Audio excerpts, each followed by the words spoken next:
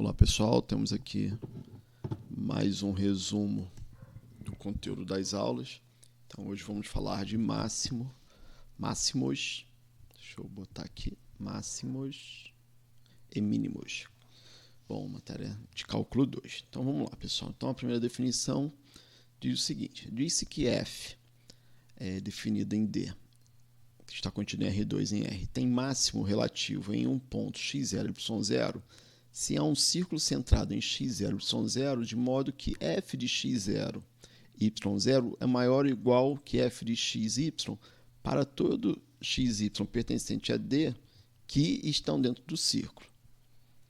E que f tem máximo absoluto em x0, y0, se f de x0, y0 for maior ou igual que f de xy para todo xy pertencente a D. Percebam que aqui, para o máximo relativo, nós temos aqui essa condição, ou seja, a gente tem um círculo centrado em x0, y0, e f de x0, y0 vai ser maior ou igual que todo xy que está dentro desse círculo. Agora, para o máximo absoluto, como o próprio nome diz, f de x0, y0 vai ser maior ou igual do que todo f de xy para todo xy pertencente ao domínio. Então, atenção nessa sutileza aí na definição.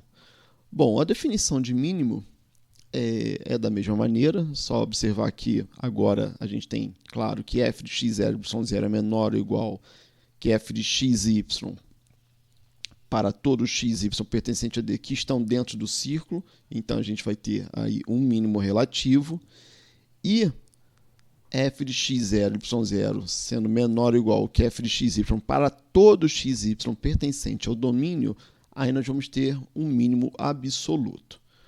Bom, gente, um valor máximo ou mínimo relativo de f é chamado valor extremo relativo.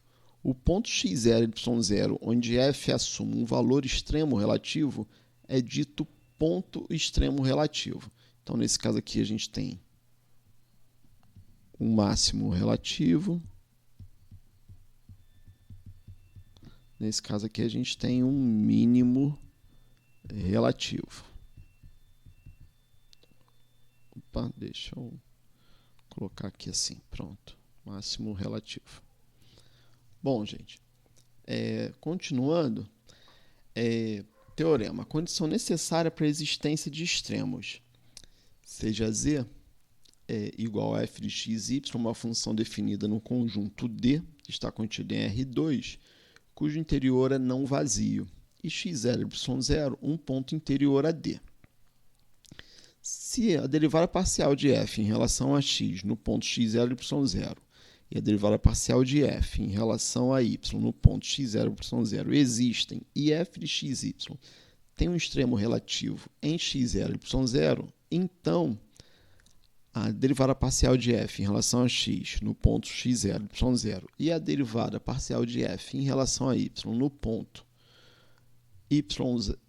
a derivada parcial de f em relação a y no ponto x0, y0 vai ser igual a zero, ou seja, as derivadas parciais de f, tanto em relação a x quanto em relação a y, vão ser iguais a zero. Bom, gente, então aqui temos uma definição. Um ponto x0, y0 interior ao domínio de uma função f de xy é chamado ponto crítico de f se o gradiente de f em x0, y0 não existe ou se o gradiente de f no ponto x0, y0 é igual a 0, 0. Então, temos aqui um paraboloide com a concavidade voltada para baixo, que é a função z igual a 1 menos x ao quadrado menos y ao quadrado. Então, a gente tem aqui um ponto crítico, onde o gradiente de f de x0, y0 vai ser igual a zero. Agora aqui nós temos um cone onde o temos um ponto crítico aqui na origem, só que nesse caso aqui, o gradiente não existe, porque as derivadas parciais aqui, elas não existem. E, finalmente, temos aqui um paraboloide hiperbólico, que o ponto crítico é em 0, 0. Porém, f não possui extremo relativo em 0, 0, como a gente pode ver aqui nessa imagem. É o que nós vamos chamar de ponto de Sela. Tudo bem? Então, aqui, z é igual a y² menos x². Bom, essas imagens aqui estão um pouco ruins, então, vamos aqui. Então, aqui nós temos o paraboloide com a concavidade para baixo, um cone, e aqui o paraboloide hiperbólico, onde que aqui nós temos o ponto de Sela. Reparem que é um pouco parecido com uma sela, né? Que monta em cavalo. Tá? Então, essa é a referência. Bom, pessoal, então aqui temos a definição de matriz hessiana. Então, seja f de x, y de classe C2, então a função h dada por h de x, y igual ao determinante, ou seja, isso aqui é um determinante, onde a primeira linha aqui vai ser derivada segunda de f em relação a x duas vezes, depois a derivada de segunda de f, primeiro em relação a y, depois em relação a x. Na segunda linha, novamente, derivada segunda de f, primeiro em relação a y, depois em relação a x. E, finalmente, faltou aqui um quadrado, a derivada segunda de f em relação a y duas vezes. Então, gente, o h de x, y, vai ser igual a derivada segunda de f em relação a x duas vezes,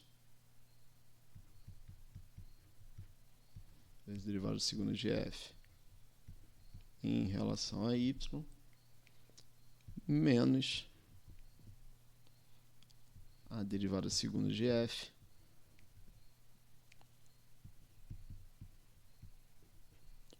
em relação a x